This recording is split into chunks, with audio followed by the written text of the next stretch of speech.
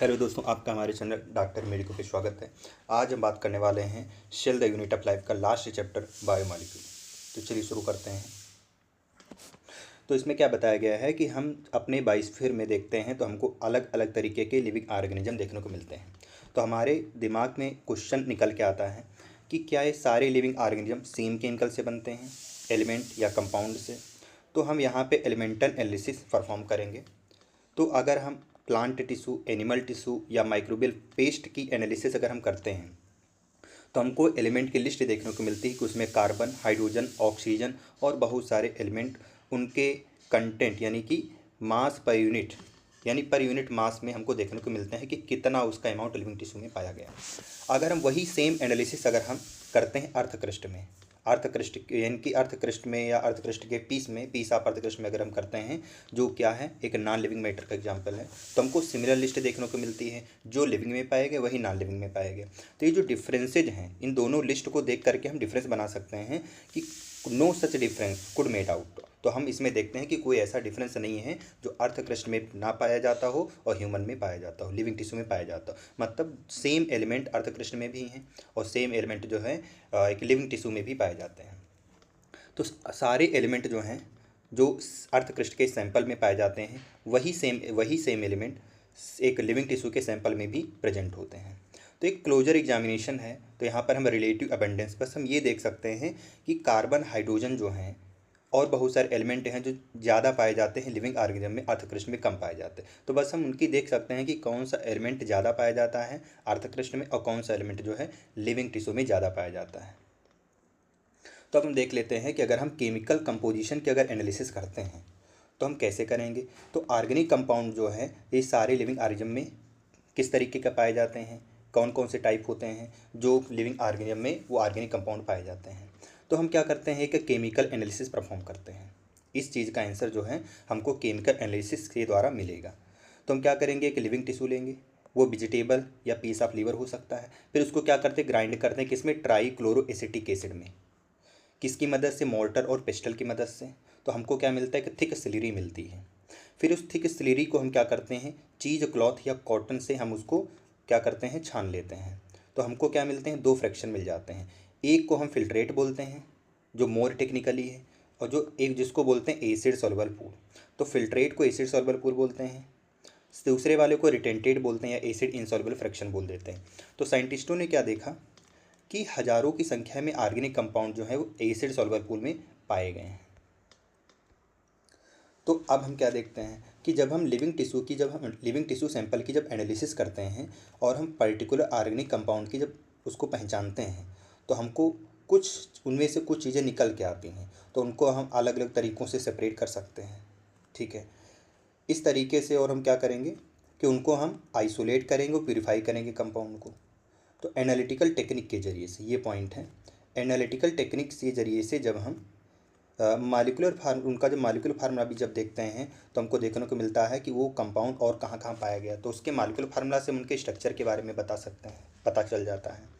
All the carbon compound, सारे carbon compound जो होते हैं वो हमको लिविंग टिश्यू से मिलते हैं, ठीक है। All the carbon compound that will get from living tissue, जिनको बोलते हैं बायोमॉलिक्यूल।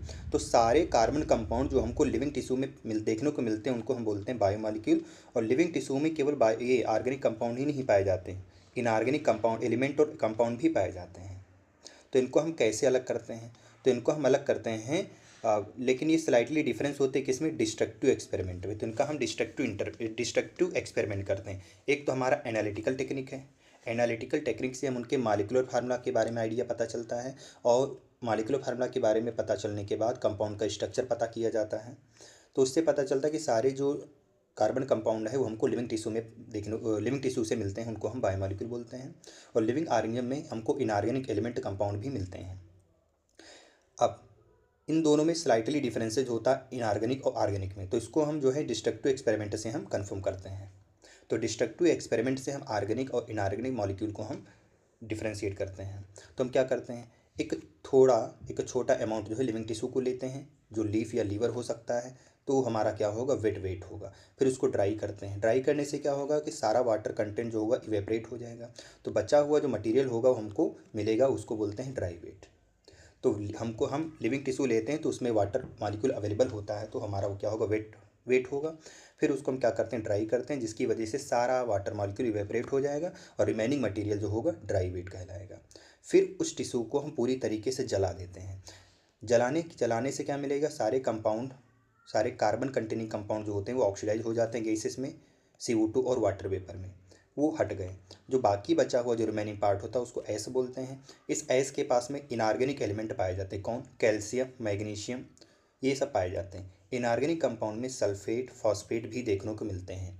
ये सल्फेट, फॉस्फेट जो है ये हमको एसिड सॉल्युबल पूल में भी देखने को मिल सकते हैं। तो ये बोल सकता है ऐसे कौन से इनऑर्गेनिक कंपाउंड हैं जो एसिड सॉल्युबल फ्रैक्शन में भी देखने को मिलते हैं, तो हम बताएंगे सल्फेट और phosphate.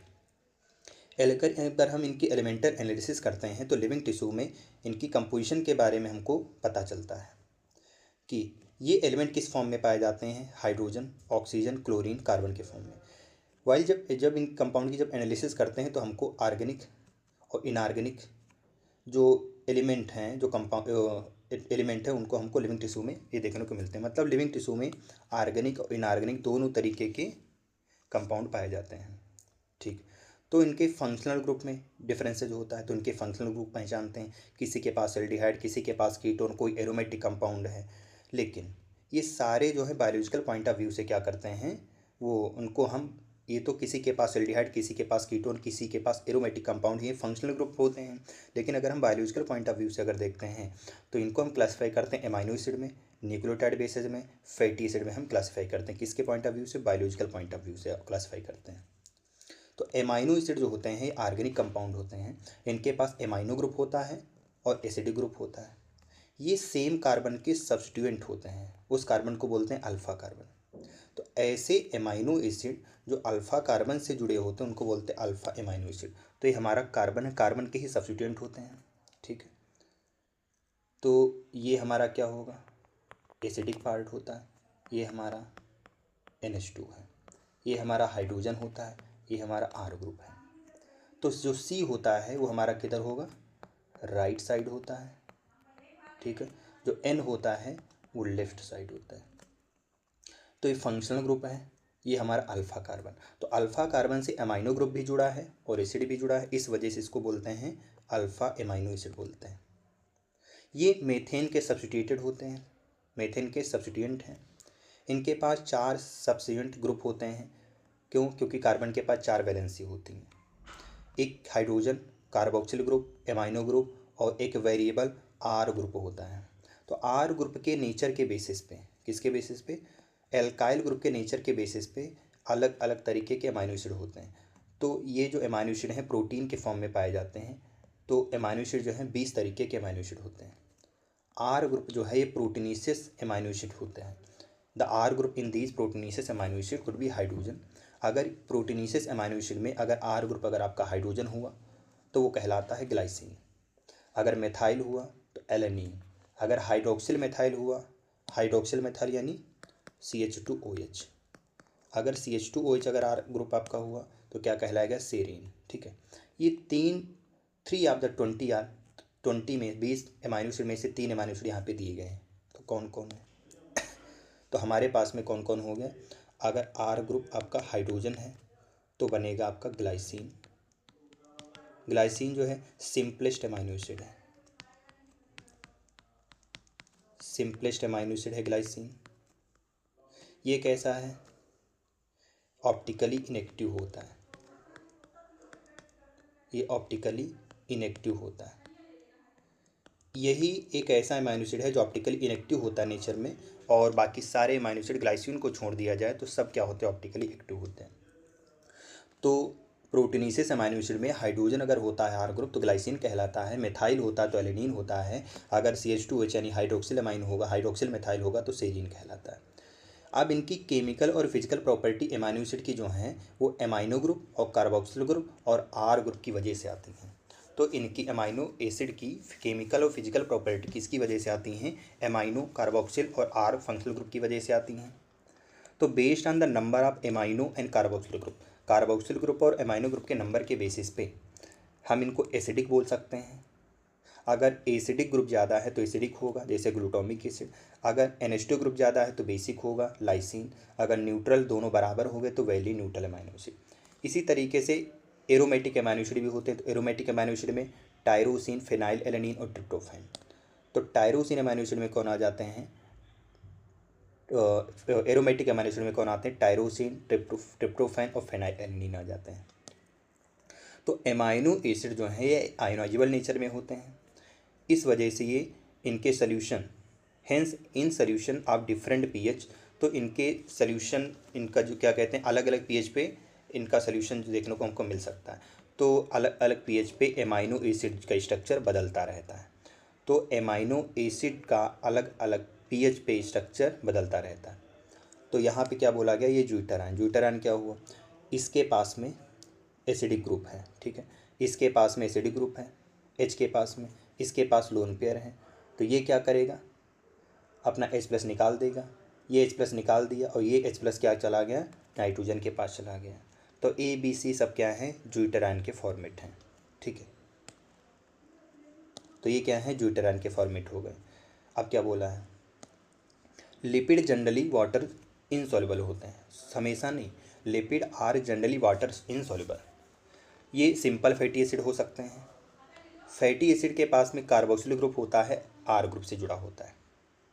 Are group methyl, ethyl और हाइयर नंबर में हो सकते हैं, 1 से 19 कार्बन तक।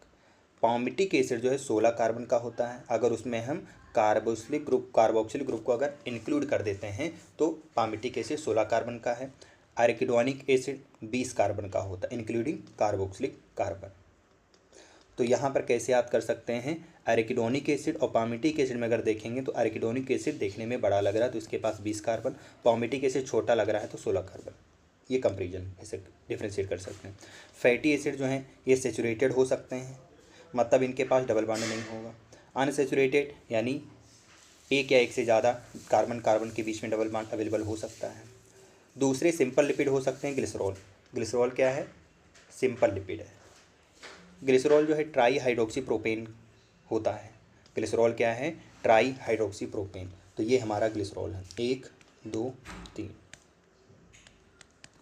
ये रहा OH, ये हमारा ग्लिसरॉल है।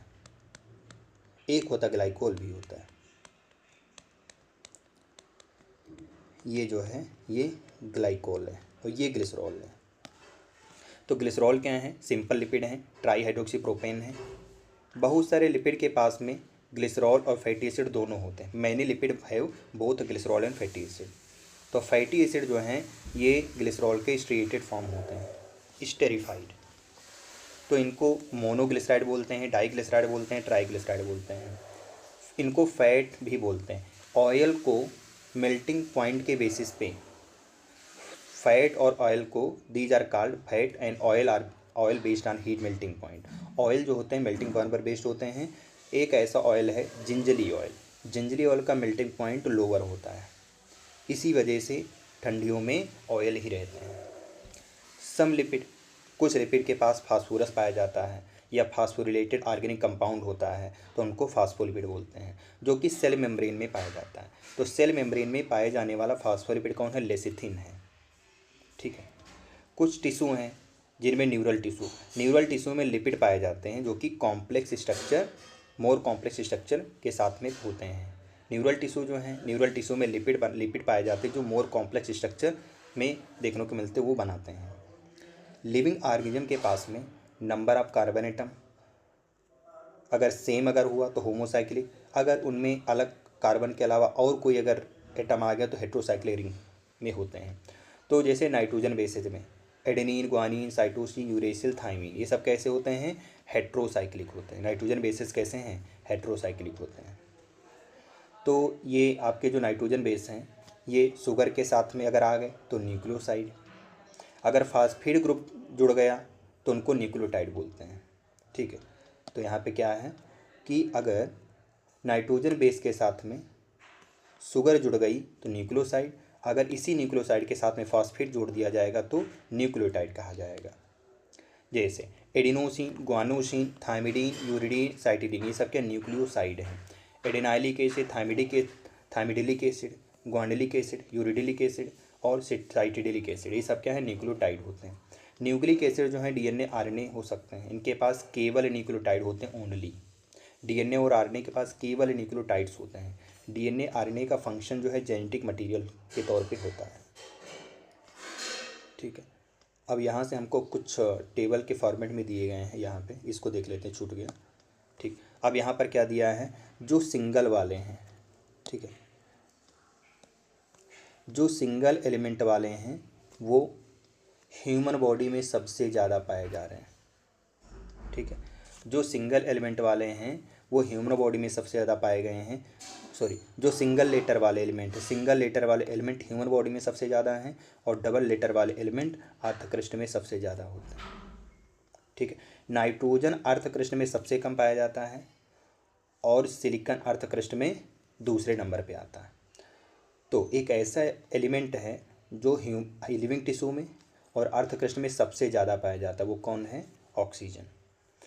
लेकिन ह्यूमन बॉडी में ऑक्सीजन सबसे ज़्यादा पाया जाता है 65% और अर्थकृष्ण में 46.6%।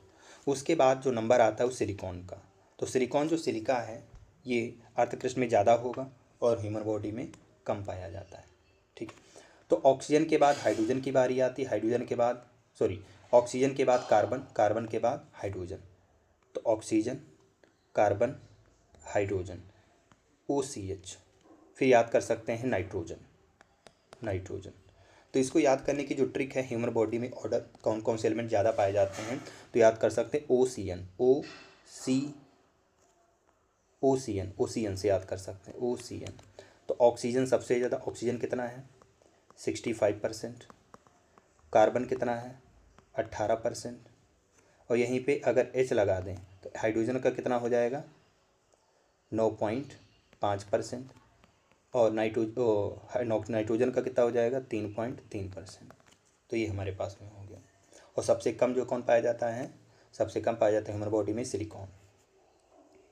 सोडियम Na+ के फॉर्म में, पोटेशियम K+ के फॉर्म में, और कैल्शियम Ca+2, मैग्नीशियम Mg+2, पानी H2O, कंपाउंड में NaCl, calcium carbonate, phosphate PO4-3 और सल्फेट SO4-3 के -2 के फॉर्मेट में पाए जाते हैं। अब यहाँ पे हमको यहाँ से डायग्राम में पूछे जाते हैं कई बार क्वेश्चन। ये हमको जो दिया गया है ग्लूकोज दिया गया है। ठीक है, यहाँ पे CH2H, ये रहा CH2H, ये OH। यहाँ पर केवल एक OH अंदर है, ग्लूकोज में केवल एक OH रिंग के अंदर है, बाकी सारे OH रिंग के बाहर हैं। और एक CH2H है, तो कितने मेंबर की रिंग हो गई, 5 मेंबर की रिंग है, जिनमें से 6 मेंबर की रिंग है, जिनमें से 5 कार्बन है और एक ऑक्सीजन एटम है। ये राइबोज है, राइबोज जो होती है पेंटोज शुगर होती है। राइबोज जो है पेंटोज शुगर है, ग्लूकोज जो है ये हेक्सोज शुगर होती है। ये अगर R ग्रुप जो है हाइड्रोजन है तो एल्गलाइसिन, इसके पास में कायरल कार्बन नहीं है, तो कैसा है, ऑप्टिकली इनएक्टिव है,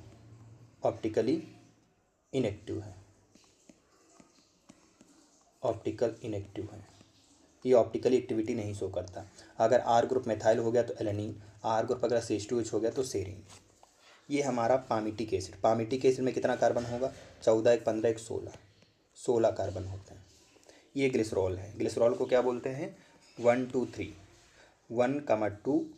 3 ट्राई हाइड्रोक्सी प्रोपेन होता है। ये हमारा ट्राईग्लिसराइड है। ट्राईग्लिसराइड क्या होते हैं, स्ट्रेटेड फॉर्म होते हैं किसके, ग्लिसरॉल के। ये हमारी फास्फोलिपिड है। फास्फोलिपिड के पास में नाइट्रोजन भी पाया जाता है और फास्फोरस भी पाया जाता है। फास्फोलिपिड के पास नाइट्रोजन और फास्फोरस दोनों एलिमेंट होते हैं। ये हमको कोलेस्ट्रॉल का डायग्राम दिया गया है। कोलेस्ट्रॉल में केवल एक ही डबल बॉन्ड होता है। ये जो हमको दिए गए एडेनिन जो होते हैं, प्यूरिन जो है ये एरोमेटिक होते हैं, 2 2 4 2 6, ये एरोमेटिक होते हैं। ठीक है, और ये एरोमेटिक एरोमेटिक नहीं, ये कैसे होते हैं, बाईसाइक्लिक होते हैं, ठीक है, ये बाईसाइक्लिक हैं। और जो पायरिमिडीन होते हैं वो सिंगल होते हैं। एडेनिन में 1 2 3 4 5, तो एडेनिन में 5 नाइट्रोजन एटम पाए जाते हैं। एडिनोसिन जो है ये न्यूक्लियोसाइड होता है। एडिनोसिन न्यूक्लियोसाइड होता है। ये नाइट्रोजन बेस के साथ में, ये एडेनिन जो है ये पेंटोज शुगर के साथ में जुड़ गया। ये कौन सी पेंटोज शुगर, 1 2 3 4 5 कार्बन की, तो पेंटोज शुगर ये कौन सी है, राइबोज। ठीक है, ये हमको क्या दिया गया, एडिनाइलिक एसिड। ये हमारा क्या था, न्यूक्लियोसाइड था, इसके साथ में फास्फोरिक एसिड लग गया, तो ये बन गया हमारे पास एडिनाइलिक एसिड। ये एडिनाइलिक एसिड क्या है, न्यूक्लियोटाइड है। यूरिडीन क्या है, न्यूक्लियोसाइड है। प्यूरिन यानी एडेनिन और यूरेसिल, ये सब क्या है, नाइट्रोजन बेसेज हैं। अब आते हैं प्राइमरी और सेकेंडरी मेटाबोलाइट। तो जब हम केमिस्ट्री के रिस्पेक्टेड जब इनकी बात जब करते हैं तो हमको हज़ारों की संख्या में कंपाउंड निकाले जाते हैं, छोटे होते हैं बड़े होते हैं लिविंग ऑर्गेनिज्म से। तो उनके स्ट्रक्चर और क्या ये possible, if possible synthesize them, क्या उनको अलग से बनाना संभव है, इसके बारे में भी देखते हैं। तो हमको एक बायोमॉलिक्यूल की लिस्ट बनानी पड़ती है। जब हज़ारों की संख्या में ऑर्गेनिक कंपाउंड होते हैं, उनमें एमाइनो एसिड, शुगर वगैरह भी होते हैं, तो हम उनको जो है बायोमॉलिक्यूल या मेटाबोलाइट बोलते हैं। तो एनिमल टिश्यू में हमें देखने को मिल सकता है कि बहुत सारे कंपाउंड जो है अलग अलग कैटेगरी के होते हैं। तो प्राइमरी मेटाबोलाइट हम उनको बोलते हैं जिनका हमको प्रॉपर फंक्शन पता होता है कि उसके अंदर काम क्या करते हैं। ठीक है, तो वो हमारे क्या होते हैं, प्राइमरी मेटाबोलाइट होते हैं। तो वन एनालिसिस, अगर प्लांट, फंगस या माइक्रोबियल सेल की अगर हम एनालिसिस करते हैं तो हमको उनका प्राइमरी फंक्शन पता होता तो प्राइमरी मेटाबोलाइट होते हैं। लेकिन किसी का फंक्शन कुछ लोगों का नहीं पता होता, वो क्या होते हैं, सेकेंडरी मेटाबोलाइट। उनमें से alkaloid, flavonoid, rubber, essential, antibiotic, ये और कलर्ड पिगमेंट, सेंट, गम, स्पाइसी, ये सब क्या है, सेकेंडरी मेटाबोलाइट है। तो प्राइमरी मेटाबोलाइट का फंक्शन नोन होता है। अब वो क्या काम करते हैं नॉर्मल फिजियोलॉजिकल प्रोसेस में, ठीक है, we do not at moment. और हमको जो है सेकेंडरी मेटाबोलाइट क्या होते हैं कि उनका हमें फंक्शन नहीं पता होता है कि होस्ट आर्गेनिज्म में वहाँ पे करते क्या है। तो लेकिन उनका ह्यूमन वेलफेयर में काम यूजफुल है। Rubber, drug, spices, scent, pigment. तो सेकेंडरी मेटाबोलाइट जो है हमारे इकोलॉजिकल इंपॉर्टेंस में हेल्प करते हैं, इकोलॉजिकल इंपॉर्टेंस इनकी होती है। तो कौन कौन है हमारे पास, तो पिगमेंट के तौर पे कैरोटीनॉइड, एंथोसाइनिन। एल्कलॉइड में दो ही हैं, मार्फिन और कोडीन। टर्पीन्स में टर्पीन आ रहा तो मोनोटर्पीन, डाईटर्पीन। इसेंशियल ऑयल में लेमन ग्रास ऑयल आ रहा है। टॉक्सिन में आर्बिन, राइसिन। लैक्टिन में कोनकैनावेलिन। कोनकैनावेलिन क्या है, एक कार्बोहाइड्रेट है, कार्बोहाइड्रेट ही है। ड्रग में विनबिलास्टिन और कुर्कुमिन। पॉलीमेरिक सब्सटेंस में रबर, गम और सेलुलोज आ जाते हैं। इस टेबल से क्वेश्चन हर बार पूछा जाता है, इस बार भी पूछा जाएगा 26 में भी। बायो माइक्रोमोलिक्यूल, तो हमको जो है एक तरीके का एक फ्रैक्शन मिला था जो क्या था, एसिड सॉल्युबल पूल था। जब हम फिल्ट्रेट किए थे किसी भी टिश्यू को तो उसमें हमको एसिड सॉल्युबल पूल मिला था और एसिड इनसॉल्युबल मिला था।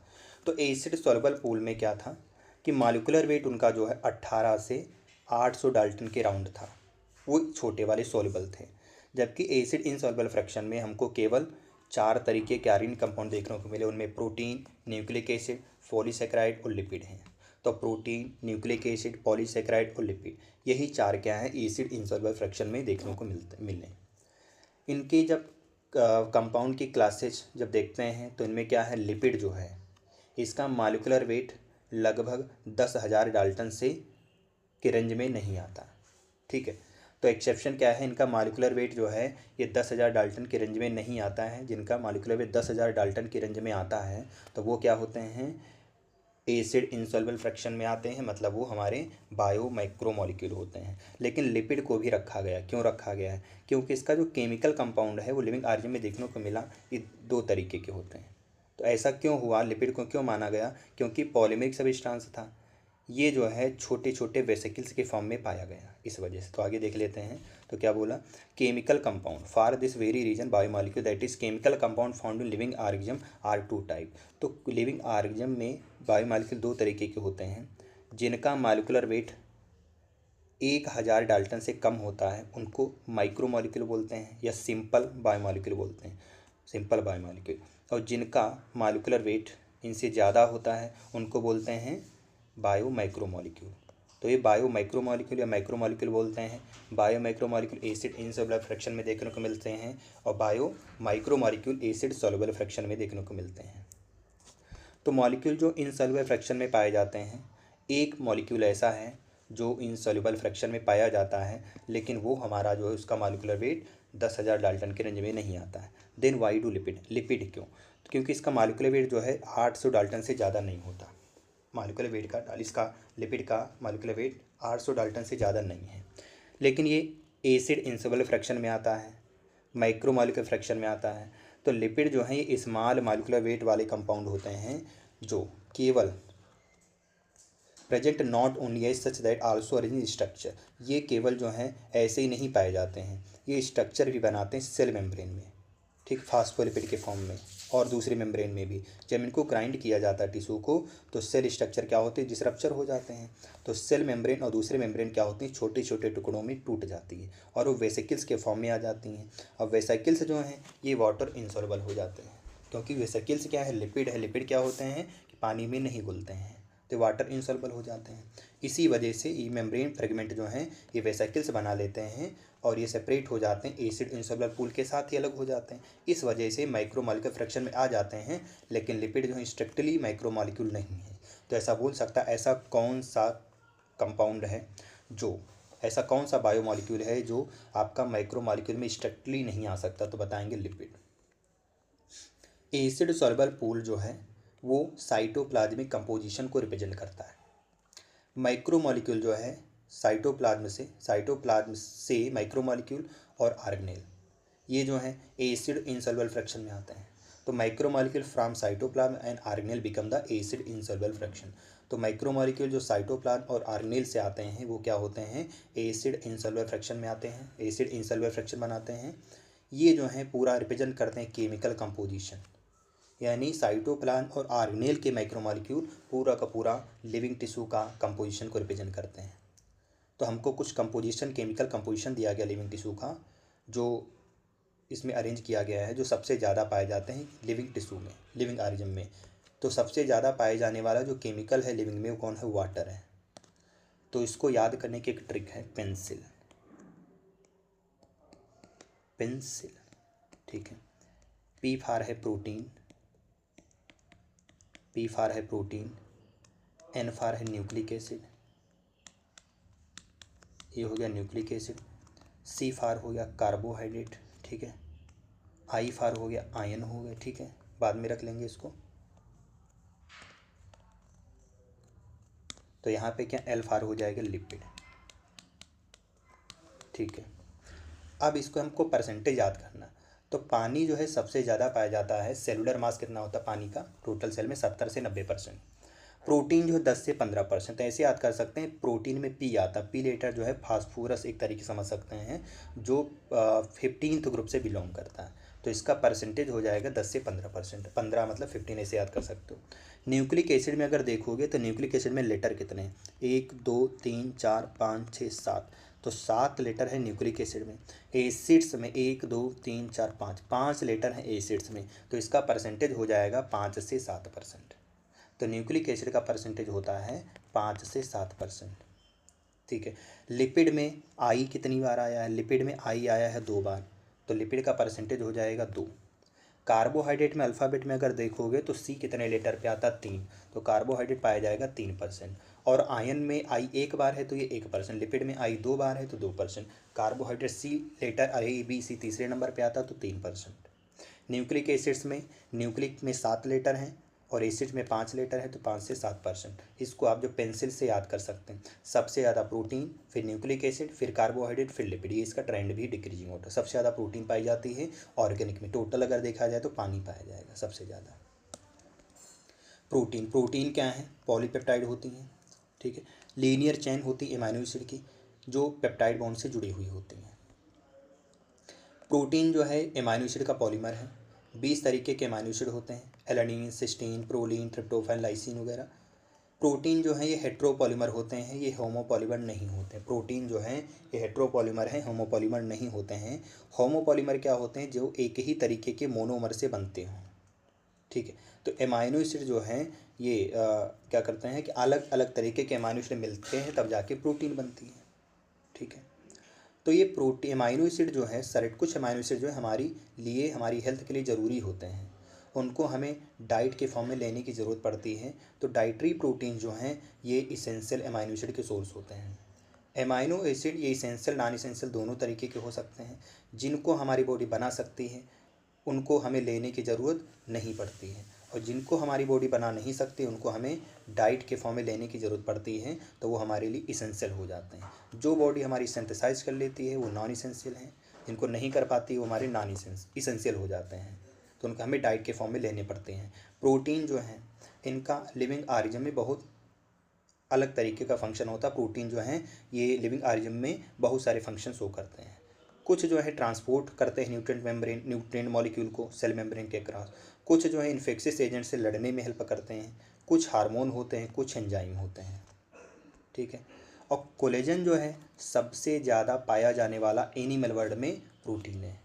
रूबिस्को, रूबिलोज, बिसफास्फेट, कार्बोक्सिलेज, ऑक्सीजनेज, ये पूरे बायोस्फीयर में सबसे ज़्यादा पाया जाने वाला प्रोटीन है। एनिमल वर्ल्ड में कोलेजन है सबसे ज़्यादा, पूरे बायोस्फीयर में आपका जो है रूबिस्को है। तो यहाँ पे डायग्राम में यहाँ पे देख लेते हैं कुछ क्या है। तो कोलेजन जो है inter cellular ground substance, trypsin जो है एंजाइम होता, इंसुलिन हार्मोन है, एंटीबॉडी फाइट इन्फेक्शियस एजेंट हैं, रिसेप्टर जो है सेंसरी रिसेप्टर, स्मेल हो गया, टेस्ट हो गया हार्मोन वाले।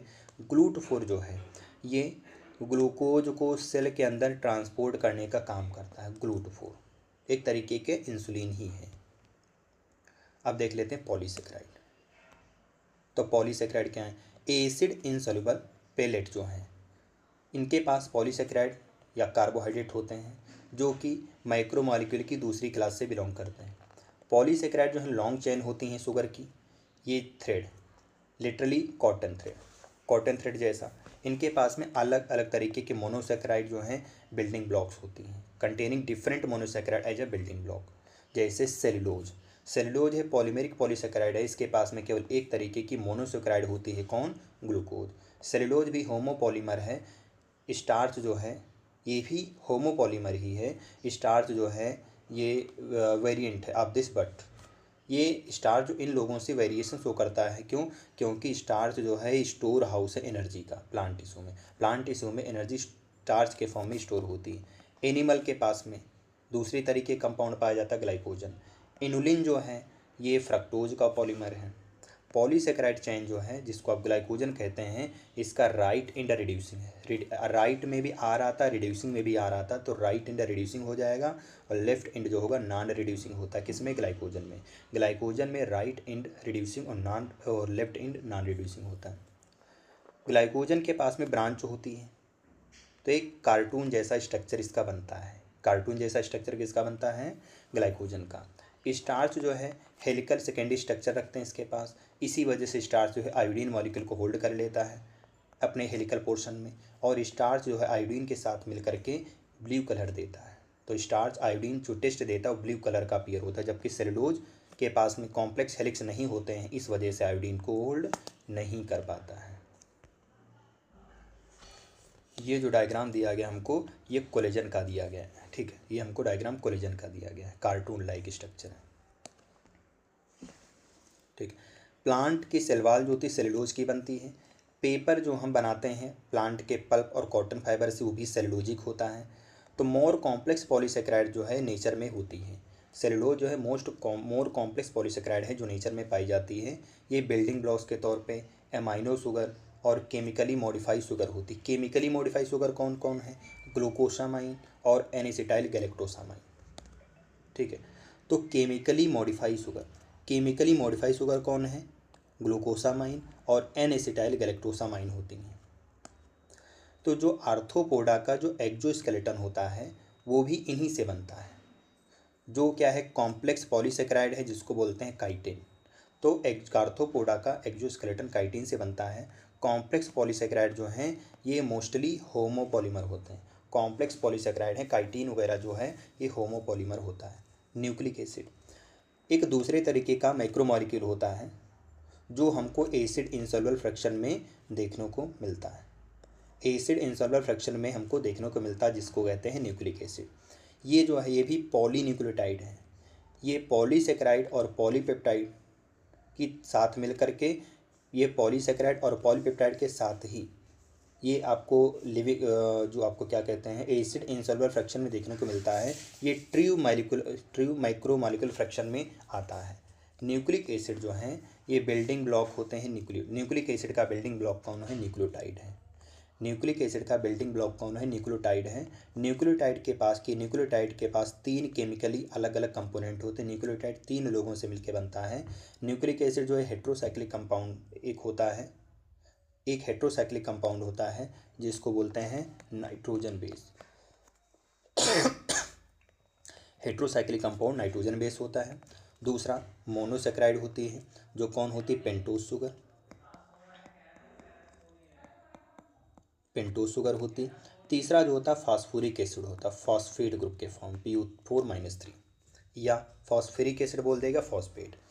तो heterocyclic compound nitrogen base, monosaccharide pentose sugar और फास्फोरिक एसिड या फास्फेट, तीनों लोग मिलकर के न्यूक्लियोटाइड बनाते हैं। ठीक है। अब क्या कहते हैं, हेट्रोसाइक्लिक कंपाउंड जो है न्यूक्लिक एसिड में नाइट्रोजन बेस होते हैं। एडेनिन, ग्वाइनिन, यूरेसिल, साइटोसिन और थाइमिन। एडेनिन ग्वाइनिन जो हैं ये प्यूरिन होते हैं, बाकी बचे हुए 3 पायरिमिडीन हैं। इस हेट्रोसाइक्लिक रिंग का जो स्केलेटल होता है वो प्यूरिन और पायरिमिडीन होते हैं। ठीक है। अब शुगर जो है पॉलीन्यूक्लियोटाइड में राइबोज हो सकती है, जो कि मोनोसेक्राइड पेंटोज शुगर है, या तो डीऑक्सीराइबोज हो सकती है। अब डीऑक्सीराइबोज कैसे बनती? राइबोज शुगर के दूसरे कार्बन से अगर हम ऑक्सीजन को हटा देते हैं तो वो शुगर कहलाती है डीऑक्सीराइबोज शुगर, जो कि डीएनए में पाई जाती है। राइबोज शुगर आरएनए में पाई जाती है। न्यूक्लिक एसिड के पास डीऑक्सीराइबोज शुगर अगर है तो डीऑक्सीराइबोन्यूक्लिक एसिड यानी डीएनए कहेंगे। अगर उसके पास राइबोज शुगर है तो राइबोन्यूक्लिक एसिड यानी आरएनए कहते हैं। अब अगर हम प्रोटीन के स्ट्रक्चर के बारे में अगर देखते हैं तो प्रोटीन भी क्या है? हेट्रोपॉलीमर है। ये अलग अलग तरीके के अमीनो एसिड से मिलके बनते हैं। कि ये मॉलिक्यूल का जो स्ट्रक्चर है ये अलग अलग रिस्पेक्ट में बहुत ज़्यादा ही डिफरेंट होता है। इनऑर्गेनिक केमिस्ट्री में अगर हम देखते हैं तो मॉलिक्यूलर फार्मूला जो है होता है स्ट्रक्चर। ठीक है। तो ऑर्गेनिक केमिस्ट्री में स्ट्रक्चर जो है मॉलिक्यूलर फार्मूला से वेरी करता है। NaCl MgCl2 इन सबका वेरी करता है। ऑर्गेनिक केमिस्ट्री वाले क्या कहते हैं? 2 डायमेंशन वाला स्ट्रक्चर होता है मॉलिक्यूल को 2 डायमेंशन की व्यू से देखते हैं। ठीक है। जैसे बेंजीन, नेप्थलीन वगैरह हो गया। फिजिसिस्ट क्या हैं? लगभग 3 डायमेंशन तक ही देखते हैं मॉलिक्यूलर स्ट्रक्चर के बारे में, लेकिन बायोलॉजिस्ट जो है प्रोटीन का स्ट्रक्चर 4 लेवल में देखते हैं। तो अमीनो एसिड का जो सीक्वेंस है वो पोजिशनल इन्फॉर्मेशन प्रोटीन में देता है कि प्रोटीन का पोजीशन क्या है, किस पोजीशन पे अमीनो एसिड है तो उसका कैसा काम करेगा। तो which is first amino acid, फिर सेकेंड अमीनो एसिड, एक एक करके इस तरीके से जुड़ता जाता है। 1 2 3 4 5 6 इस तरीके से अगर जुड़ रहा इस तरीके से तो ये क्या हो जाएगा? लीनियर। ये होगा हमारा प्राइमरी स्ट्रक्चर, स्ट्रेट लाइन। तो अगर पोजिशनल इन्फॉर्मेशन प्रोटीन में जैसे पहला अमीनो एसिड, फिर दूसरा, फिर तीसरा, फिर चौथा, अगर ऐसा आता है एक लाइन में तो होता है प्राइमरी स्ट्रक्चर प्रोटीन का। प्रोटीन मान लो इस प्रोटीन का प्राइमरी स्ट्रक्चर को आप लाइन इमेजिन कर सकते हैं। तो इसके पास जो लेफ्ट एंड होगा वो फर्स्ट अमीनो एसिड को रिप्रेजेंट करेगा, राइट एंड जो होगा वो लास्ट अमीनो एसिड को रिप्रेजेंट करता है। ठीक है। तो first amino acid left and को रिप्रेजेंट करता है, लास्ट वाला राइट एंड को रिप्रेजेंट करता है, right and last amino acid को। फर्स्ट अमीनो एसिड को N टर्मिनल भी बोला जाता है, लास्ट अमीनो एसिड को C टर्मिनल बोला जाता है। क्यों? क्योंकि जब हम अमीनो एसिड का स्ट्रक्चर लिखते हैं तो NH2 ये C, ये R हुआ, ये C, ये R हुआ, ये H हुआ, ये हमारा COOH हुआ। तो ये किधर है? राइट साइड है। ये किधर है? लेफ्ट साइड है। तो ये हमारा कौन सा है? N terminal. ये हमारा कौन सा है? C terminal. तो N टर्मिनल किधर होता है? ये पहला अमीनो एसिड है, पहला अमीनो एसिड होगा तो N टर्मिनल होगा, और लास्ट वाला अमीनो एसिड C टर्मिनल होता है। ठीक है। एक प्रोटीन जो है केवल थ्रेड धागे के फॉर्म में एग्जिस्ट नहीं करती, और भी एक्सटेंडेड होती है। तो अगर थ्रेड जो है अपने आप में फोल्ड कर लेती है यानी हेलिक्स बनाती है, मतलब कैसा स्टीयर केस तौर पे, तो उसमें कुछ पोर्शन जो है प्रोटीन के अरेंज होते हैं हेलिक्स के फॉर्म में। तो only right handed helix are observe, केवल प्रोटीन का राइट हैंडेड हेलिक्स ही पाया गया, देखा गया है। प्रोटीन का कैसा, राइट हैंडेड हेलिक्स ही ऑब्जर्व किया गया है।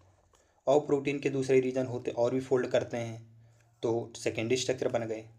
अब सेकेंडरी स्ट्रक्चर में और अपने आप में फोल्डिंग करती है, वो दिखती है hollow woollen ball like, hollow woollen ball like structure होता है, जिसको बोलते हैं टर्सरी स्ट्रक्चर। तो टर्सरी स्ट्रक्चर कैसा दिखता है, hollow woollen ball like, hollow woollen ball like structure जो है वो टर्सरी स्ट्रक्चर होता है। ठीक है। हेलिक्स किस में देखने को मिलते हैं, सेकेंडरी स्ट्रक्चर में देखने को मिलते हैं। ठीक है। तो टर्सरी स्ट्रक्चर 3 डायमेंशनल व्यू होती है प्रोटीन की। टर्सरी स्ट्रक्चर ही ये एब्सोल्युटली हैं जो अलग अलग तरीके की बहुत सारी बायोलॉजिकल एक्टिविटी जिम्मेदार हैं। प्रोटीन की बहुत सारी बायोलॉजिकल एक्टिविटी के रिस्पॉन्सिबल कौन है, टर्सरी स्ट्रक्चर। इसी टर्सरी स्ट्रक्चर को ही बोलते हैं, प्रोटीन का टर्सरी स्ट्रक्चर ही कहलाता है एंजाइम या बायोकैटलिस्ट, एंजाइम या बायोकैटलिस्ट कहलाता है। और कुछ प्रोटीन जो हैं वो एक से ज़्यादा पॉलीपेप्टाइड या सब यूनिट होती हैं उनके पास, तो वो अपने आप में फोल्डिंग कर लेती हैं सब यूनिट, वो एक दूसरे के साथ में अरेंज होती हैं। कैसे, linear string of sphere, linear string of sphere के फॉर्मेट में। इनमें स्फीयर जो अरेंज हो जाते हैं एक के ऊपर एक, एक के ऊपर एक क्यूब लाइक स्ट्रक्चर, प्लेट जैसा बना लेते हैं। तो ये आर्किटेक्चर जो है प्रोटीन का एक दूसरी तरीके का स्ट्रक्चर देता है, जिसको बोलते हैं क्वाटरनरी स्ट्रक्चर। तो प्रोटीन के क्वाटरनरी स्ट्रक्चर में हमको कैसे देखने को मिल सकता है, लीनियर स्ट्रिंग ऑफ स्फीयर के फॉर्मेट में, या स्फीयर एक के ऊपर एक के ऊपर एक क्यूब जैसा फॉर्मेट बना लेते हैं। एडल्ट ह्यूमन हीमोग्लोबिन के पास में 4 सब यूनिट होती हैं, जिनमें से 2 आपस में आइडेंटिकल होती हैं। 2 ऑफ दीज आर आइडेंटिकल, चारों नहीं, 2 अल्फा सब यूनिट होती हैं और 2 बीटा सब यूनिट होती हैं। तो इसका एग्जाम्पल कौन है, ह्यूमन हीमोग्लोबिन। तो ह्यूमन हीमोग्लोबिन के पास में 4 सब यूनिट होती हैं, 2 अल्फा और 2 बीटा होती हैं। ठीक है, ये हमको डायग्राम दिया गया है। ये किसकी है, प्राइमरी स्ट्रक्चर है, तो एक के बाद इस तरीके से अरेंज हो गए तो पॉलीपेप्टाइड। ये हमारा अल्फा हेलिक्स है, ये हमारा बीटा प्लेटेड सीट है। तो अल्फा हेलिक्स और beta pleated seat secondary structure में देखने को मिलते हैं। टर्सरी स्ट्रक्चर जो है वूलन बॉल लाइक स्ट्रक्चर होता है। टर्सरी स्ट्रक्चर कैसा होता है, hollow woollen ball like structure होता है। इसके पास हाइड्रोजन बॉन्ड और डाइसल्फाइड बॉन्ड होते हैं। तो टर्सरी स्ट्रक्चर के पास में हाइड्रोजन और डाइसल्फाइड बॉन्ड होते हैं। क्वाटरनरी स्ट्रक्चर जो होता है ये प्लेट या क्यूब लाइक जैसा दिखता है। एंजाइम, लगभग सारे एंजाइम प्रोटीनियस नेचर के होते हैं, लेकिन कुछ जो है न्यूक्लिक एसिड भी होते हैं जो एंजाइम की तरह बिहेव करते हैं, जिनको हम राइबोजाइम कहते हैं। अगर हम एंजाइम की अगर बात करें तो एक लाइन डायग्राम से अगर एक्सप्लेन कर सकते हैं, तो एंजाइम जो है ये लाइक एनी प्रोटीन, किसी भी प्रोटीन के पास में अगर एंजाइम, तो एंजाइम के पास प्राइमरी स्ट्रक्चर होगा। कोई भी प्रोटीन हो उसके पास प्राइमरी स्ट्रक्चर होता ही होता है। तो एमाइनो एसिड सीक्वेंस होती है प्राइमरी। तो एंजाइम क्या है, प्रोटीन के एमाइनो एसिड की सीक्वेंसिंग है, यानी प्राइमरी स्ट्रक्चर में एक के बाद इस तरीके से अरेंज हो गए। An enzyme like any protein, एक एंजाइम किसी भी प्रोटीन की तरह उसके पास भी सेकेंडरी और टर्सरी स्ट्रक्चर भी होते हैं। क्यों, क्योंकि एंजाइम का टर्सरी स्ट्रक्चर है प्रोटीन का, तो इसके पास प्राइमरी सेकेंडरी टर्सरी भी होगा। तो जब हम इसके टर्सरी स्ट्रक्चर को हम देखते हैं तो हमको क्या देखने को मिलता है, इसके पास चैन क्रिस क्रॉस इटसेल्फ, तो ये अपने आप में एक चैन क्रिस क्रॉस जैसा देखने को दिखता है। बहुत सारे इसके पास पॉकेट होते हैं इसके पास, तो उनमें से एक पॉकेट को बोलते हैं, one such pocket is called active site. तो उनके पॉकेट को बोलते हैं एक्टिव साइट। ये एक्टिव साइट जो है एंजाइम की, ये एक्टिव साइट जो एंजाइम की है, इसी साइट पे सबस्ट्रेट फिट होता है, यानी कि एंजाइम की एक्टिव साइट पे ही सबस्ट्रेट आके जुड़ता है। तो ये सबस्ट्रेट की एक्टिव साइट से जब सबस्ट्रेट जुड़ जाता है तब उसकी कैटालिटिक रिएक्शन हाई रेट पे होती हैं। तो एंजाइम जो हैं ये इनऑर्गेनिक कैटलिस्ट से डिफ़र करते हैं बहुत सारी तरीक़ों से। एक जो मेजर जो डिफरेंस है वो क्या है, इनऑर्गेनिक कैटलिस्ट जो है हाई टेम्परेचर पे बहुत अच्छे से वह काम करते हैं, हाई टेम्परेचर हाई प्रेशर पे। लेकिन एंजाइम जो है हाई टेम्परेचर पे ये 40 डिग्री सेल्सियस से ज़्यादा टेम्परेचर पे डैमेज हो जाते हैं। एक ऐसा एंजाइम है जो ऑर्गेनिज्म से निकाला गया है, जो हाई टेम्परेचर पे अपना बढ़िया से काम करता है, हॉट विंड और सल्फर स्प्रिंग से निकाला गया। उनमें से एक बैक्टीरिया हम लोग पढ़ते हैं कहाँ पर, बायोटेक्नोलॉजी में, जिसका नाम है Thermus aquaticus. Thermus aquaticus, Thermus aquaticus एक बैक्टीरिया, इससे निकाला गया है टैग पॉलीमरेज, टैग पॉलीमरेज। ठीक, टैग पॉलीमरेज क्या है, ये एंजाइम है जो क्या है, हाई टेम्परेचर पे काम करता है। ठीक है, ये हाई टेम्परेचर पे स्टेबल होते हैं और इनकी कैटालिटिक पावर हाई टेम्परेचर पे ज़्यादा होती है। वो टेम्परेचर कितना है, वो टेम्परेचर है 80 से 90 डिग्री सेल्सियस। ज़्यादातर एंजाइम जो हैं वो हाई टेम्परेचर पे डिनेचर्ड हो जाते हैं, लेकिन कुछ एंजाइम हैं जैसे थर्मस एक्वेटिकस से निकाला गया टैक पॉलीमरेज एंजाइम, ये 80 से 90 डिग्री सेल्सियस पे स्टेबल होता है, अपना काम करता है। ये थर्मल स्टेबिलिटी जो है ये इंपॉर्टेंट क्वालिटी फैक्टर होता है इस एंजाइम को। तो ऐसे एंजाइम थर्मोफिलिक ऑर्गेनिज्म से निकाले जाते हैं थर्मल स्टेबिलिटी होने की वजह से। केमिकल रिएक्शन, तो जब हम एंजाइम के बारे में जब समझते हैं तो ये एंजाइम को हम कैसे यूज करते हैं, इसको समझने के लिए हमको सबसे पहले उनके केमिकल रिएक्शन के बारे में समझना पड़ेगा।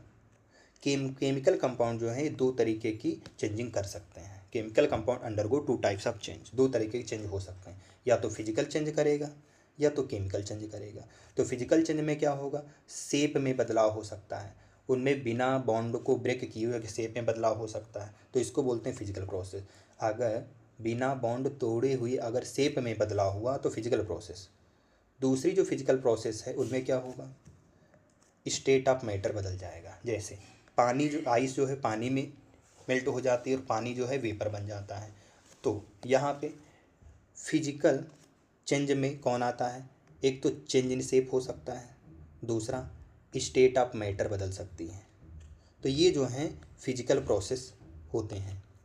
जब बॉन्ड ब्रेक होते हैं और नए बॉन्ड बनते हैं ट्रांसफॉर्मेशन के दौरान, तो इसको बोलते हैं केमिकल रिएक्शन। तो दो तरीके के चेंजिंग होते हैं फिजिकल चेंज में, तो एक तो फिजिकल चेंज हो सकता है, एक तो केमिकल चेंज हो सकता है। फिजिकल चेंज में शेप बदल जाए बिना बॉन्ड तोड़े हुए, या तो स्टेट ऑफ मैटर बदल जाए, सॉलिड से लिक्विड, लिक्विड से गैस, वेपर या गैस बन जाए। अगर या तो पुराने बॉन्ड टूटते हैं नए बॉन्ड बनते हैं ट्रांसफॉर्मेशन के समय, तो केमिकल रिएक्शन होगा। जैसे क्या दिया गया है, बेरियम हाइड्रोक्साइड H2SO4 के साथ रिएक्ट करता है तो BaSO4 और H2 निकल जाता है। ठीक, यहाँ पर बेरिलियम +2 होगा और सल्फेट -2 हो जाएगा, ये लोग मिल जाएंगे, H2 निकल जाएगा। तो जो इनऑर्गेनिक केमिकल रिएक्शन होती हैं, इनऑर्गेनिक केमिकल रिएक्शन में ये क्या है, इनऑर्गेनिक केमिकल रिएक्शन इसी तरीके से स्टार्च की जो हाइड्रोलिसिस होती है, स्टार्च टूटता है ग्लूकोज में, जो क्या है एक ऑर्गेनिक केमिकल रिएक्शन होती है। तो इनमें फिजिकल और केमिकल प्रोसेस में रेट क्या होती है, रेट क्या है कि कितना प्रोडक्ट कितने टाइम में बना, तो इसको एक्सप्रेस कर सकते हैं concentration of product upon concentration of time. तो कंसंट्रेशन ऑफ प्रोडक्ट अपॉन में total time, change in time, ये हमारी क्या होती है, रेट होती है।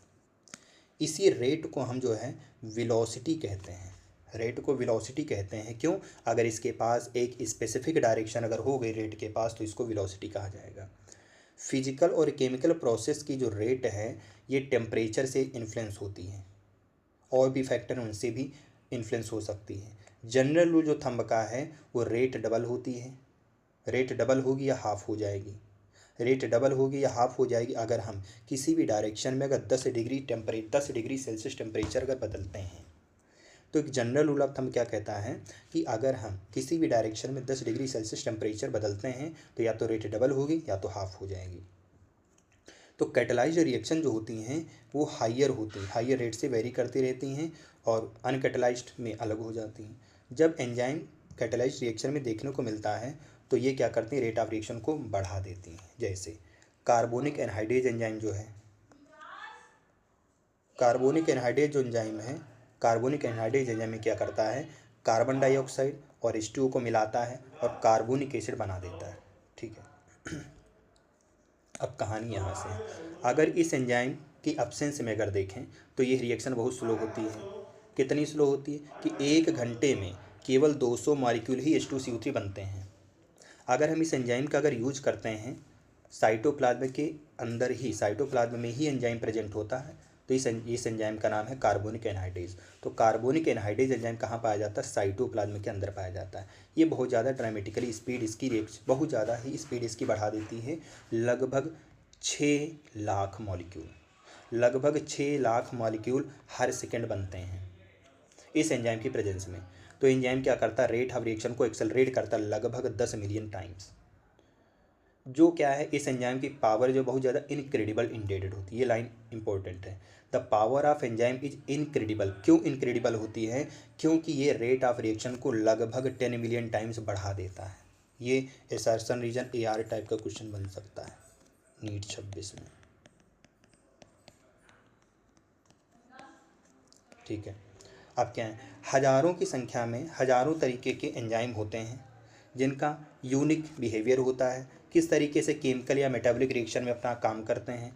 तो केमिकल रिएक्शन मल्टी स्टेप होती है। मल्टी स्टेप केमिकल रिएक्शन में हर स्टेप में सेम एंजाइम के द्वारा हर स्टेप में कैटेलाइज किया जाता है सेम एंजाइम कॉम्प्लेक्स से या तो अलग अलग एंजाइम से। हर स्टेप जो है मेटाबॉलिक पाथवे में हर स्टेप एंजाइम के द्वारा ही कैटेलाइज होता है। वो एंजाइम सेम भी हो सकता है, अलग भी हो सकते हैं, तो उनको बोलते हैं मेटाबॉलिक पाथवे। जैसे ग्लूकोज से पायरुविक एसिड बनता है तो टोटल कितने स्टेप का होता है?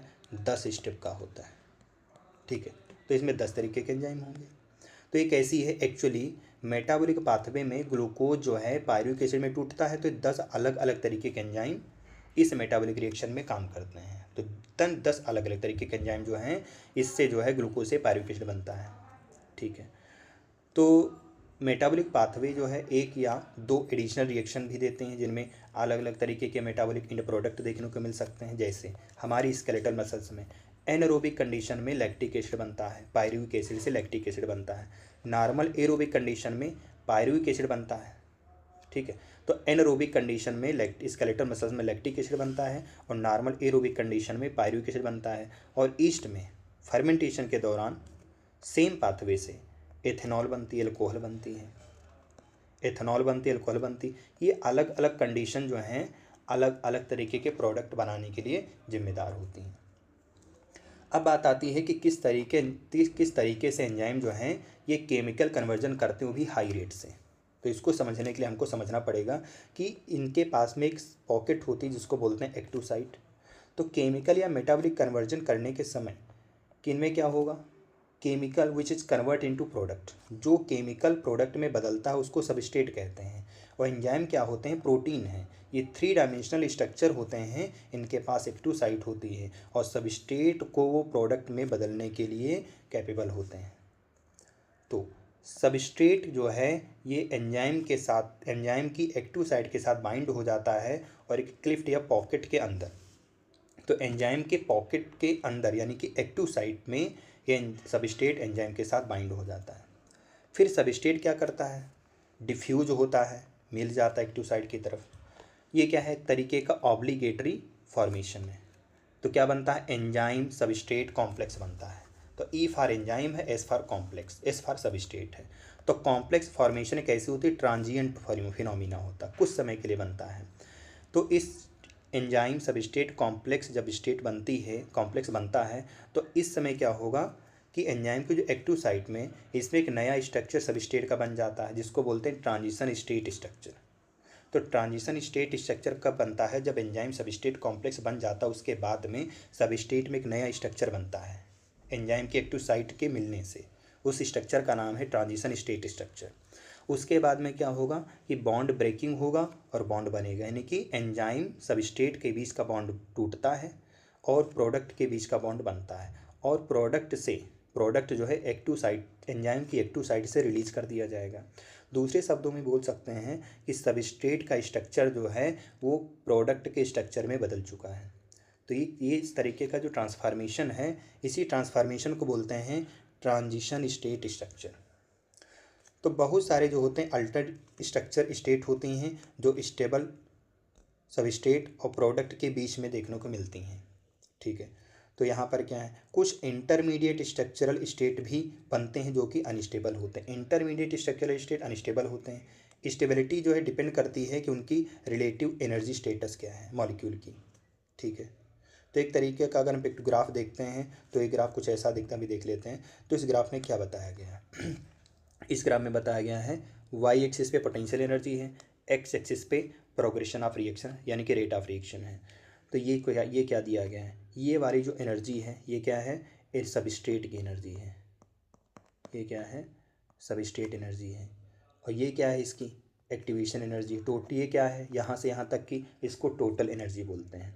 तो ये हमारा क्या है, सबस्ट्रेट है। सबस्ट्रेट में रिएक्शन हुआ एंजाइम की एब्सेंस में। एंजाइम की एब्सेंस में जो है ये इसके बीच में इसको इतनी एनर्जी मिनिमम चाहिए।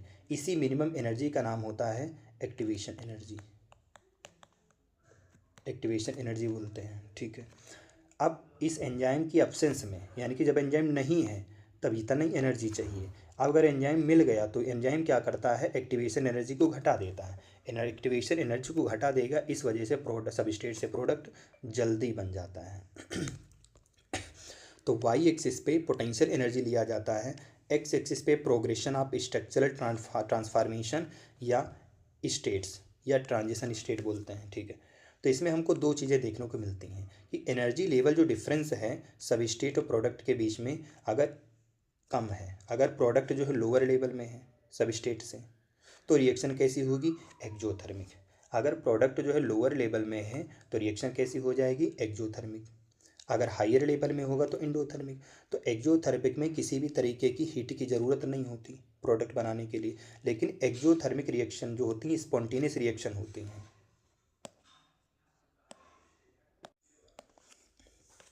ठीक है, तो जो एक्जोथर्मिक रिएक्शन होती हैं या स्पॉन्टेनियस रिएक्शन होती हैं, इनमें एनर्जी और जबकि इंडोथर्मिक रिएक्शन होती हैं इनमें एनर्जी की ज़रूरत होती रिएक्शन को प्रोडक्ट सबस्ट्रेट से प्रोडक्ट बनाने के लिए, लेकिन एक्जोथर्मिक रिएक्शन में एनर्जी की ज़रूरत नहीं होती है। तो इनमें जो है जो ट्रांजिशन स्टेट बनती है वो हायर एनर्जी पे बनती है। इनमें जो एवरेज एनर्जी कंटेंट का जो डिफरेंस होता है वो क्या होती है, वो जितनी एनर्जी उसको चाहिए ताकि वो आपका जो सबस्ट्रेट है वो प्रोडक्ट में बदल जाए, वो मिनिमम एनर्जी कहलाती है एक्टिवेशन एनर्जी। एक्टिवेशन एनर्जी को ही एंजाइम क्या करते हैं, कम कर देते हैं। तो enzyme eventually bring down this energy, यानी दिस एनर्जी कौन, एक्टिवेशन एनर्जी बैरियर, इस एनर्जी बैरियर को कम कर देते हैं, जिसकी वजह से सबस्ट्रेट से प्रोडक्ट आसानी से बन जाता है। ठीक है, तो अब देख लेते हैं कि nature of enzyme action. Enzyme action का नेचर क्या है कि एंजाइम हैज सबस्ट्रेट, एंजाइम के पास सबस्ट्रेट बाइंडिंग साइट होती है जो कि highly reactive enzyme substrate complex बनाती है। ठीक है, ये बहुत शॉर्ट लिव्ड होती है, फिर ये टूट जाती है प्रोडक्ट में और एंजाइम बिना किसी बदलाव के निकल जाता है और बनाता है unchanged enzyme with intermediate formation. क्या बनाता है, एंजाइम प्रोडक्ट कॉम्प्लेक्स बनाता है, उसके बाद में एंजाइम अलग प्रोडक्ट अलग। तो कैटालिटिक साइकिल जो है एंजाइम एक्शन की वो किस तरीके से है, तो सबसे पहले सबस्ट्रेट क्या करेगा, एंजाइम की एक्टिव साइट के साथ बाइंड करता है।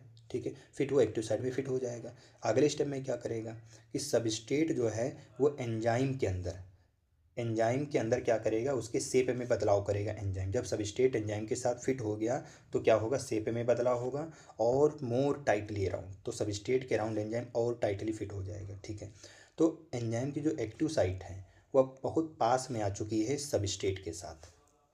फिर क्या होगा, एक्टिव साइट जो एंजाइम की बहुत ज़्यादा पास में आ गई सबस्ट्रेट के साथ और केमिकल बॉन्ड जो है सबस्ट्रेट के वो ब्रेक होने लगते हैं और एंजाइम प्रोडक्ट कॉम्प्लेक्स बनने लगता है नया।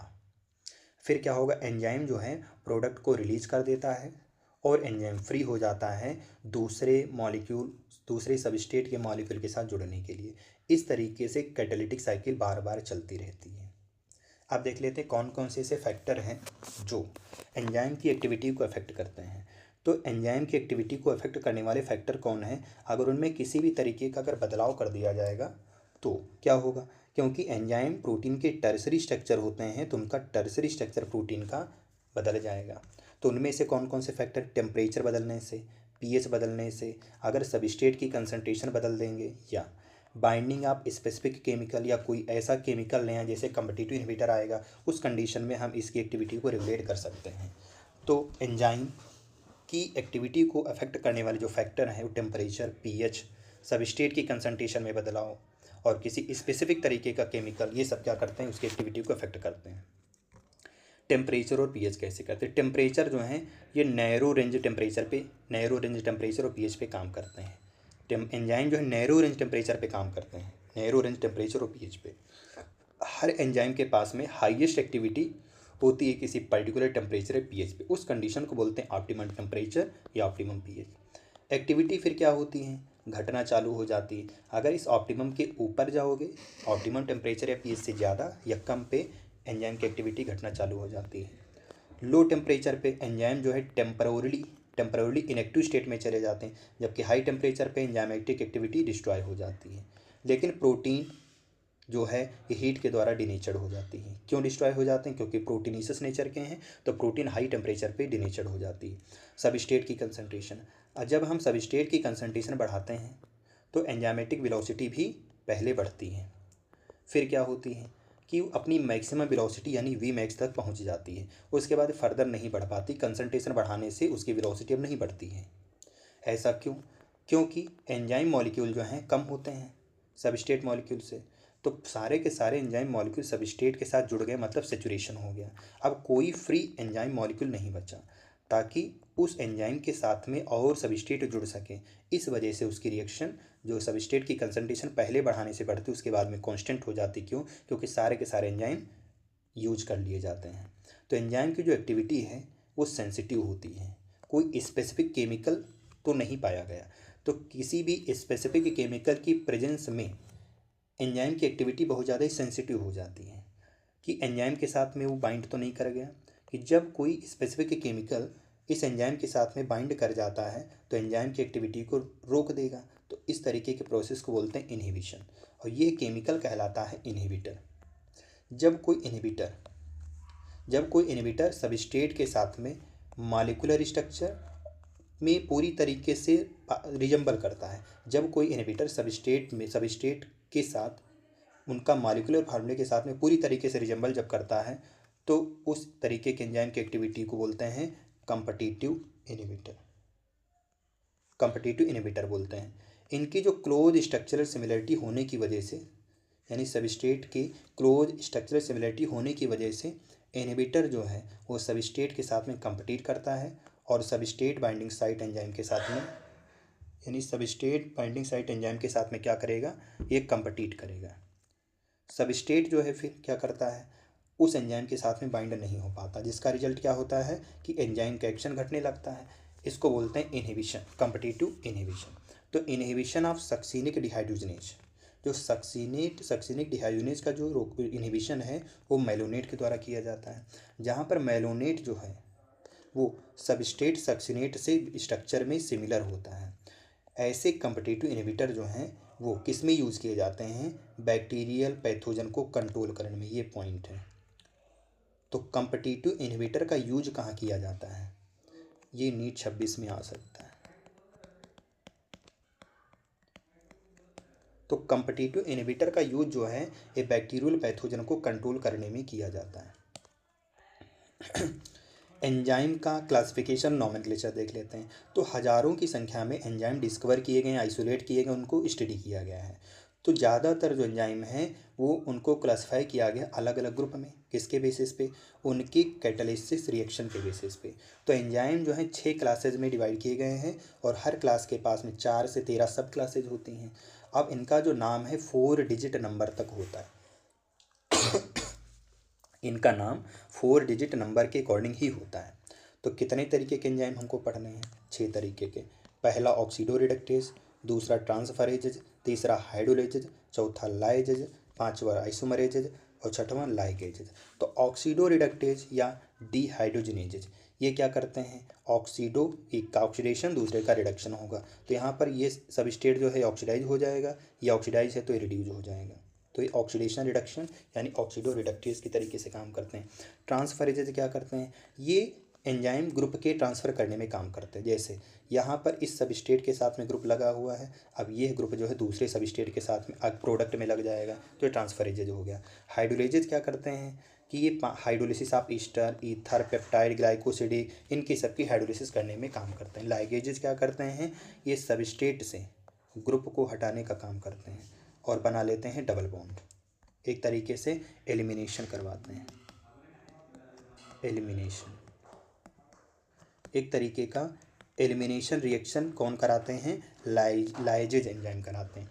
आइसोमरेजेज क्या होते हैं? इनमें इंक्लूडेड ऑल एंजाइम, आइसोमरेजेज में सारे एंजाइम आते हैं वो जो इंटर कन्वर्जन करते हैं। किसमें? ऑप्टिकल, ज्योमेट्रिकल या पोजिशनल आइसोमरिज्म में। ऑप्टिकल, जियोमेट्रिकल या पोजिशनल आइसोमरिज्म में आपस में अगर इंटर कन्वर्जन कराते हैं तो सारे एंजाइम आइसोमरेजेज होंगे। तो एंजाइम क्या करते हैं? दो कंपाउंड को जोड़ने का भी काम करते हैं, तो वो कहलाते हैं लाइगेजेज। तो catalyses during joining CO, CS, CN, PO bond को जोड़ने का काम करते हैं। अब होते हैं कोफैक्टर। तो एंजाइम जो है वो बहुत सारी पॉलीपेप्टाइड चेन से मिलके बना, एक या बहुत सारी पॉलीपेप्टाइड चेन से मिलके बना है। इनके पास में बहुत सारे केसेज में नॉन प्रोटीन स्ट्रक्चर होता है, जिसको हम कोफैक्टर कहते हैं। कोफैक्टर क्या है? नॉन प्रोटीनियस नेचर का होता है, जो एंजाइम के साथ में जुड़ करके एंजाइम की कैटालिटिक एक्टिविटी को बढ़ा देता है। प्रोटीन पोर्शन जो एंजाइम का, उसको एपोएंजाइम बोलते हैं, ठीक है। जो आपका जो नॉन प्रोटीन पार्ट है वो कोफैक्टर है, नॉन प्रोटीन पार्ट कोफैक्टर है, और एपोएंजाइम प्रोटीन पोर्शन होता है। ये 3 तरीके के कोफैक्टर हो सकते हैं: प्रोस्थेटिक ग्रुप, कोएंजाइम और मेटल आयन। प्रोस्थेटिक ग्रुप जो है ये ऑर्गेनिक कंपाउंड होते हैं। प्रोस्थेटिक ग्रुप जो है ऑर्गेनिक कंपाउंड होते हैं, इनको हम दूसरे कोफैक्टर से अलग कर सकते हैं। कैसे? प्रोस्थेटिक ग्रुप एपोएंजाइम के साथ में टाइटली बाइंड हो जाते हैं, जैसे परऑक्सीडेज और कैटालेजेज। परऑक्सीडेज और कैटालेजेज जो हैं ये हाइड्रोजन परऑक्साइड को वाटर और ऑक्सीजन में तोड़ने का काम करते हैं। हीम जो है प्रोस्थेटिक ग्रुप है, और enzyme active site of enzyme का पार्ट है, एंजाइम की एक्टिव साइट का पार्ट है कौन? Prosthetic group. प्रोस्थेटिक ग्रुप कौन? हीम आपका प्रोस्थेटिक ग्रुप है। कोएंजाइम ऑर्गेनिक कंपाउंड होते हैं, ये एपोएंजाइम के साथ में केवल ट्रांजिएंट बाइंड करते हैं। प्रोस्थेटिक ग्रुप एपोएंजाइम के साथ में टाइटली बाइंड करते हैं, कोएंजाइम एपोएंजाइम के साथ में ट्रांजिएंट बाइंड करते हैं। Usually occurring during the course of catalysis, केवल कैटालिसिस के समय ही कोएंजाइम जो हैं एपोएंजाइम के साथ में जुड़ जाते हैं। कोएंजाइम जो हैं ये कोफैक्टर की तरीके से काम करते हैं अलग अलग तरीके के एंजाइम कैटालाइज रिएक्शन में। ऐसे इसेंशियल कंपोनेंट जो होते हैं बहुत सारे जो है विटामिन भी हो सकते हैं जो कोएंजाइम के तरीके से काम करते हैं, जैसे nicotinamide adenine dinucleotide NAD और NADP। इसके पास में विटामिन नियासिन होती है, तो विटामिन नियासिन भी कोएंजाइम होती है। बहुत सारे एंजाइम हैं जिनके पास में उनकी एक्टिविटी के लिए मेटल आयन की ज़रूरत पड़ती है। जो मेटल के साथ में जो बॉन्ड बनता है बॉन्ड कोऑर्डिनेट बॉन्ड, किसके साथ में? एक्टिव साइट के साथ में। उसी समय सेम टाइम पे एक या एक से ज़्यादा कोऑर्डिनेट बॉन्ड बनते हैं सब स्टेट के साथ में, जैसे जिंक के कोफैक्टर है जो कार्बोक्सीपेप्टाइडेज एंजाइम की एक्टिविटी के लिए रिस्पॉन्सिबल है। कार्बोक्सीपेप्टाइडेज एंजाइम क्या है? एक तरीके का प्रोटियोलिटिक एंजाइम होता है। तो कार्बोक्सीपेप्टाइडेज में जिंक कोफैक्टर है, तो अगर इसकी कैटालिटिक एक्टिविटी, अगर हम एंजाइम से कोफैक्टर को हटा दें, एंजाइम से कोफैक्टर को अगर हटा देते हैं तो इसकी कैटालिटिक एक्टिविटी ख़त्म हो जाती है। तो ये टेस्टिफाई करता है कि कोफैक्टर का एंजाइम की कैटालिटिक एक्टिविटी में बहुत ज़्यादा ही इंपॉर्टेंट रोल होता है। अब इसकी समरी भी देख लेते हैं। तो क्या दिया? Although there is a bewildering diversity of living organism में बहुत अलग अलग तरीके की डाइवर्सिटी होती है, उनके केमिकल कंपोजिशन और मेटाबॉलिक रिएक्शन जो होती हैं वो लगभग सिमिलर हो सकती हैं। एलिमेंटल कंपोजिशन लिविंग टिश्यू का और नॉन लिविंग टिश्यू का लगभग सिमिलर होता है। जब उनके एनालिसिस करते हैं क्वालिटेटिवली, तो हमको क्लोजर एग्जामिनेशन देखने को मिल सकता है कि रिलेटिव अबेंडेंस कार्बन, हाइड्रोजन और ऑक्सीजन का लिविंग टिश्यू में ज़्यादा होता है और इनएनिमेट यानी नॉन लिविंग में अर्थकृष्ट में कम होता है। कुछ मोस्ट अबंडेंट केमिकल जो है लिविंग में वो कौन है? पानी है। सबसे ज़्यादा पाए जाने वाला केमिकल कौन है? पानी है। और सबसे ज़्यादा पाए जाने वाला ऑर्गेनिक कंपाउंड कौन है? प्रोटीन है। तो बहुत सारे हज़ारों की संख्या में छोटे छोटे मॉलिक्यूलर वेट वाले कंपाउंड मॉलिक्यूल होते हैं जिनको बोलते हैं बायोमॉलिक्यूल जिनका मॉलिक्यूलर वेट 1000 डाल्टन से कम होता है। Amino acid, monosaccharide, disaccharide, sugar, fatty acid, glycerol, nucleotide, nucleoside, nitrogen base, ये ऐसे ऑर्गेनिक कंपाउंड है जो लिविंग ऑर्गेनिज्म में देखने को मिलते हैं। 20 तरीके के एमाइनो एसिड जो होते हैं और 5 तरीके के न्यूक्लियोटाइड होते हैं। 20 तरीके के एमाइनो एसिड, 5 तरीके के न्यूक्लियोटाइड होते हैं लिविंग टिश्यू में। फैट ऑयल जो हैं, फैट ऑयल ग्लिसराइड होते हैं। ये फैटी एसिड जो होते हैं ग्लिसरॉल के ग्लिसरॉल का जो स्टेटेड फॉर्म है वो क्या है? फैटी एसिड है। फास्फोलिपिड के पास में, phospholipid contains addition of phosphorylated nitrogenous compound, phospholipid के पास में फास्फोरिलेटेड नाइट्रोजनस कंपाउंड होता है। माइक्रोमॉलिक्यूल 3 तरीके के होते हैं। माइक्रोमॉलिक्यूल केवल only 3 type of micromolecule: protein, nucleic acid, polysaccharide. Nucleic acid, protein और पॉलीसेकेराइड, ये 3 जो हैं माइक्रोमॉलिक्यूल हैं, लिविंग सिस्टम में पाए जाते हैं। लिपिड जो हैं because their association with membrane separate in micromolecule fraction. तो अगर बोला जाएगा माइक्रोमॉलिक्यूल नेचर में कितने हैं तो बताएंगे 3। कौन कौन? प्रोटीन, न्यूक्लिक एसिड और पॉलीसेकेराइड। लिपिड जो भी, लिपिड को रखा जाता है क्यों? क्योंकि इसका माइक्रोमॉलिक्यूल जब फ्रैक्शन करते हैं तो उसमें मेम्ब्रेन से सेपरेट हो जाता है। बायो माइक्रोमॉलिक्यूल पॉलीमर होते हैं, बायो माइक्रोमॉलिक्यूल पॉलीमर होते हैं। They are made of a building block which are different. ये बिल्डिंग ब्लॉक बनाते हैं जो अलग अलग तरीके के हो सकते हैं। प्रोटीन हेट्रोपॉलीमर हैं जो अमीनो एसिड से बनते हैं। न्यूक्लिक एसिड में आरएनए डीएनए जो न्यूक्लियोटाइड से बनते हैं। बायो माइक्रोमॉलिक्यूल जो हैं हायरार्की स्ट्रक्चर, बायो माइक्रोमॉलिक्यूल में हायरार्की स्ट्रक्चर जैसे प्राइमरी, सेकेंडरी, टर्सरी और क्वाटरनरी, ये प्रोटीन के स्ट्रक्चर होते हैं। न्यूक्लिक एसिड जो है जेनेटिक मटेरियल के तौर पे काम करता है। पॉलीसेकेराइड जो है ये सेलवाल, प्लांट की सेलवाल का कंपोनेंट होता है, फंजाई की सेलवाल का कंपोनेंट होता है और आर्थ्रोपोडा का एक्सोस्केलेटन का कंपोनेंट होता है। तो प्लांट की सेलवाल सेलुलोज, फंजाई की cell wall chitin, exoskeleton of arthropoda chitin, ये सब इसके क्या हैं? पॉलीसेकेराइड होते हैं।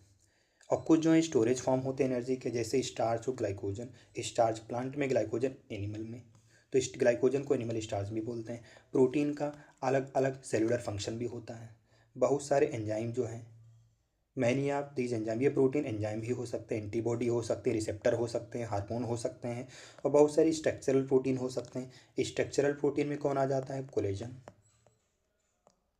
कोलेजन आ जाता है। ठीक है, कोलेजन जो है मोस्ट अबंडेंट प्रोटीन होती है एनिमल वर्ल्ड में। और रुबिस्को जो है यानी कि रुबिलोज बिसफॉस्फेट कार्बोक्सिलेज ऑक्सीजनेज, ये मोस्ट अबंडेंट प्रोटीन किसमें? होल बायोस्फीयर में। एंजाइम जो होते हैं प्रोटीन होते हैं जो बायोकेमिकल लिविंग से यानी कि सेल के अंदर बायोकेमिकल रिएक्शन को कैटलाइज करके उसको कराते हैं। राइबोजाइम क्या है?